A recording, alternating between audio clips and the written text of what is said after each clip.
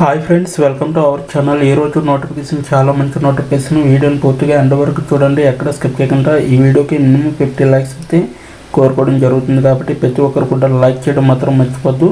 Like చేయడం వల్ల నాకు ఎంతో బూస్ట్ అండ్ ఎంకరేజ్మెంట్ ఇచ్చినట్టుగా ఉంటుంది కాబట్టి ప్రతి ఒక్కరు కూడా లైక్ చేయండి. అయితే ఈరోజు నోటిఫికేషన్ వచ్చేసరికి క్లినిక్ మైండ్ నుంచి ఈ యొక్క వేకెన్సీ అనేది రావడం జరిగింది. మనకైతే మొబైల్లో మీకు ఇంటర్నెట్ ఉంటే సరిపోతుంది అనమాట. సో 5 MB స్పీడ్ ఉంటే చాలు అనమాట. అలాగే నెలకి జీతం 32,000 వరకు కూడా ఇవ్వడం జరుగుతుంది. సో 8 GB స్టోరేజ్ అయితే మీకు మొబైల్కి ఖచ్చితంగా ఉండాలన్నమాట. చక్కగా ఇంటి నుంచి పనిచేసుకునే అవకాశం అనేది ఈ యొక్క కంపెనీ వారు కల్పించడం జరుగుతుంది కాబట్టి ప్రతి ఒక్కరు కూడా అప్లై చేసుకోవడానికి ట్రై చేయండి. సో ఎలా అప్లై చేయాలనేది ఈ వీడియోలో తెలపడం జరిగింది, ఎక్కడ స్కిప్ చేయకుండా చూడండి. అలాగే మన ఛానల్కి కొత్తగా కనిస్తే తప్పకుండా సబ్స్క్రైబ్ చేసుకుని దాని పక్కన ఉన్న బెల్ ఐకాన్ అయితే క్లిక్ చేయండి.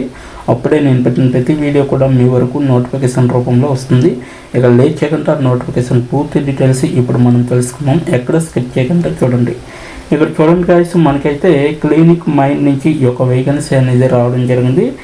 Client support specialist work from home అనేసి క్లియర్గా మెన్షన్ చేయడం జరిగింది. అంటే మనకి ఇది permanent work from home job అనమాట.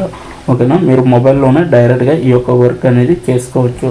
అలాగే ఇదైతే గురుగ్రామ్, హర్యానా, భారతదేశం, చార్లీ సమయం, పూర్తి సమయం అనమాట. పూర్తిగా రిమోట్ అనేసి క్లియర్గా మెన్షన్ చేయడం జరిగింది. అంటే పర్మనెంట్ వర్క్ ఫ్రమ్ హోమ్ అనేసి, అలాగే ఫుల్ టైం జాబ్. అలాగే ఇదైతే గురుగ్రామ్, హర్యానా, భారతదేశంలో చార్లీలో ఉంటుందన్నమాట.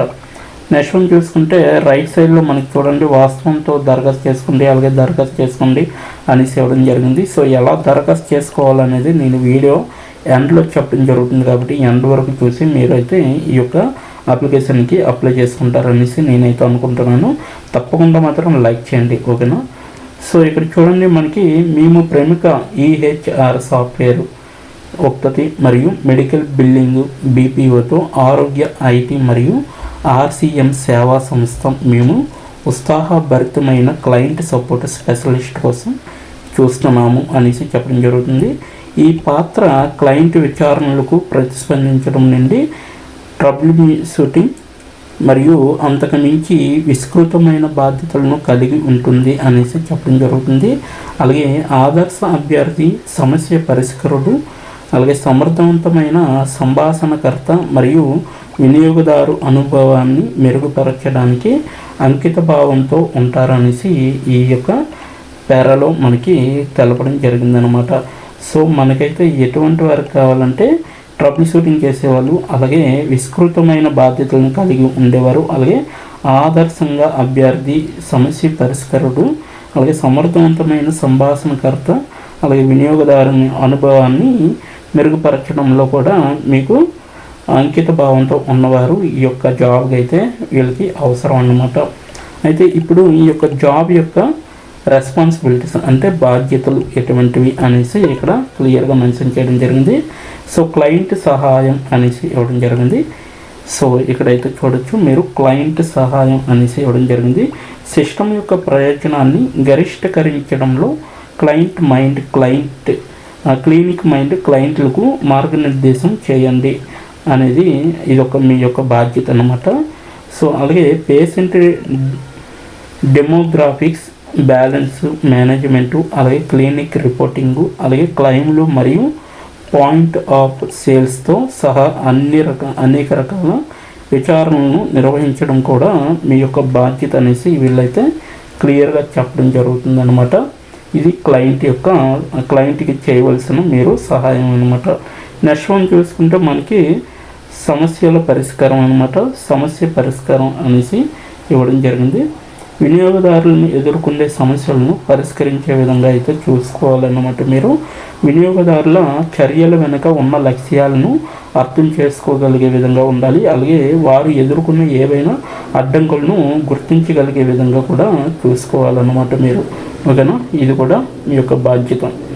అలాగే నెక్స్ట్ వన్ చూసుకుంటే విచారణలు మరియు శిక్షణ అన్నమాట. సో మీకైతే ఇక్కడ చూడండి, తప్పనిసరిగా ఉద్యోగం యొక్క శిక్షణ అనేది ఉంటుంది. సో శిక్షణ చేసిన తర్వాత అంటే మీకు ట్రైనింగ్ ఇచ్చిన తర్వాత ప్రాథమిక వైద్య బిల్డింగ్ ప్రశ్నలను పరిష్కరించే విధంగా అయితే మీరు చూడవలసి ఉంటుందన్నమాట. నెక్స్ట్ వన్ చూసుకుంటే సహకారం, హెల్పింగ్ అనమాట. సో ఈ హెల్పింగ్ అనేది క్లయింట్ సమస్యలకు సమర్థవంతంగా పరిష్కరించే విధంగా చూసుకోవాలి. అలాగే మా సాఫ్ట్వేర్ మద్దతు మరియు ఖాతా నిర్వహణను బృందాలతో కలిసి పనిచేయగలిగే విధంగా ఉండాలన్నమాట. అలాగే పరిష్కారం కోసం ఇతర డిపార్ట్మెంట్లకు సమస్యలను ఎప్పుడు పెంచాలో నిర్ణయించగలిగే విధంగా అయితే మీరు చెక్ చేస్తూ ఉండాలన్నమాట. నెక్స్ట్ వన్ చూసుకుంటే కమ్యూనికేషన్ అనమాట. ఫోను, ఈమెయిల్, లైవ్ చాటు, ఫేస్బుక్ మరియు అంతర్గత టాస్కింగ్ సిస్టంతో సహా వివిధ ఛానల్ ద్వారా క్లయింట్లతో సన్నిహితంగా ఉండగలిగే విధంగా ఉండాలన్నమాట. సో ఇదైతే మీరు కమ్యూనికేట్ అయ్యే విధంగా బాగా ఉపయోగపడుతుంది అనమాట. ఫోన్, ఈమెయిల్, లైవ్ చాటు, ఫేస్బుక్ మరియు అంతర్గత టాస్కింగ్ ఏదైతే ఉంటుందో ఆ సిస్టంతో మీరు ఎక్కువగా సహవిధాలుగా ఛానల్ ద్వారా కనెక్ట్ అయ్యే విధంగా క్లయింట్లతో మీరైతే సహభాగం అనేది అవ్వాలన్నమాట. అలాగే నెక్స్ట్ వన్ చూసుకుంటే 6వ పాయింట్ ఇక్కడ చూడండి, ఎస్కలేషన్ మరియు రిస్క్ మేనేజ్మెంట్ అన్నమాట. స్కీనిత ప్రమాదంలో ఉన్న అభ్యాసాలను గుర్తించగలిగే విధంగా ఉండాలి. అలాగే మరియు తగిన వనరుకు పెంచే విధంగా కూడా ఉండాలన్నమాట. అలాగే క్లయింట్ ఆందోళనను చురుగ్గా పరిష్కరించడానికి స్వరం, కీలక పదాలు మరియు నిరాశ సంకేతాలకు కూడా గుర్తించగలిగే విధంగా ఉండాలన్నమాట. ఇది ఎస్కలేషన్ మరియు రిస్క్ మేనేజ్మెంట్ అనమాట. మీరే ఓన్గా రిస్క్ చేసుకునే విధంగా అయితే ఉంటుందన్నమాట. అలాగే నెక్స్ట్ వన్ చూసుకుంటే పరిపాలన విధులు అన్నమాట. ఈ పరిపాలన విధులు కూడా అన్ని క్లయింట్ పరస్పర చర్యల యొక్క ఖచ్చితమైన డాక్యుమెంటేషన్ నిర్ధారించడానికి సో మీకైతే ఈ యొక్క బాధ్యత అనేది వహిస్తారు. అలాగే స్థాపించబడిన విధానాల ప్రకారం క్లయింట్ పరస్పర చర్యలు అనుసరించగలిగే విధంగా కూడా మీరు చూసుకోవాలన్నమాట. సో ఇదైతే మీకు 7వ బాధ్యత అనేది చెప్పవచ్చు. అలాగే నెక్స్ట్ వన్ చూసుకుంటే అదనపు బాధ్యతలు అన్నమాట ఇవి. సో ఎక్స్టర్నల్ అనేసి అంటారు, ఎక్స్టర్నల్ రెస్పాన్సిబిలిటీస్ అనేసి కూడా అంటారు. సో డిపార్ట్మెంట్ యొక్క డైనమిక్ అవసరాలకు కట్టుబడి నిర్వహణ ద్వారా కేటాయించబడిన ఇతర విధులను నిర్వహించగలిగే సామర్థ్యం అనేది మీలో ఉంటే సరిపోతుంది అనమాట. సో ఇవన్నీ కూడా మీకు ఈ యొక్క జాబ్ యొక్క రెస్పాన్సిబిలిటీస్ అనమాట.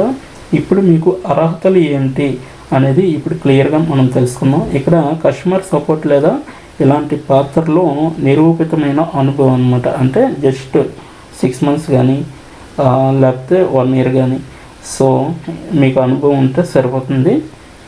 నెక్స్ట్ వన్ చూసుకుంటే అద్భుతమైన సమస్య పరిష్కార మరియు విశ్లేషణాత్మక నైపుణ్యాలు అనేవి అవసరం.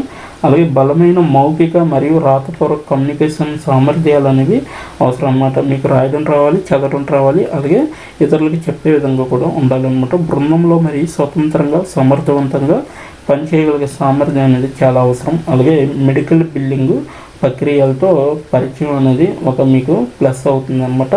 లైవ్ చాట్ మరియు సోషల్ మీడియాతో సహా వివిధ కమ్యూనికేషన్లకు ప్లాట్ఫామ్లను ఉపయోగించడంలో కూడా మీకు మంచి నైపుణ్యం అనేది చెప్తున్నారు.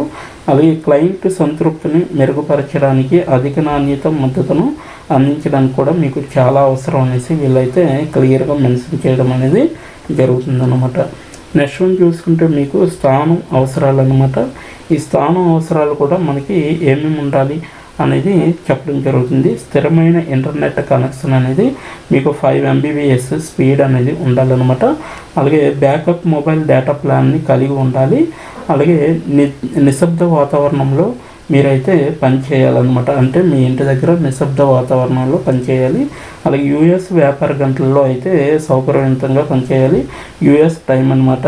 యూఎస్ టైం అనేది మీకు కేటాయించి వీళ్ళైతే జాబ్ అనేది ఇవ్వడం జరుగుతుంది. అలాగే కనీసం మీకు 8 GB మెమొరీ ఉన్న పీసీ కలిగి ఉండాలన్నమాట. సో పీసీఆర్ మొబైల్ అనమాట. సో 8 GB మెమరీ ఉన్న పీసీని కలిగి ఉండాలన్నమాట. సో ఇదొకటి గుర్తు చేసుకోండి.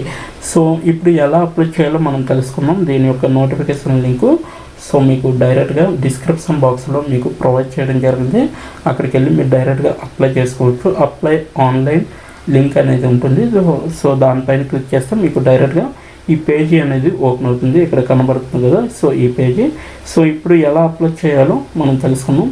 దరఖాస్తు చేసుకోండి అనే దానిపైన క్లిక్ చేస్తే మీ యొక్క మొదటి పేరు, అలాగే చివరి పేరు, ఈమెయిల్, ఫోన్ నెంబరు, పునఃప్రారంభం అనేది ఉంది కదా. సో దరఖాస్తును సమర్పించండి అనేసి ఉంది కదా. సో దీనిపైన క్లిక్ చేస్తే మీకు డైరెక్ట్గా దరఖాస్తు అనేది ఓపెన్ అంటే అప్లై అవుతున్నట్టుగా అవుతుందన్నమాట.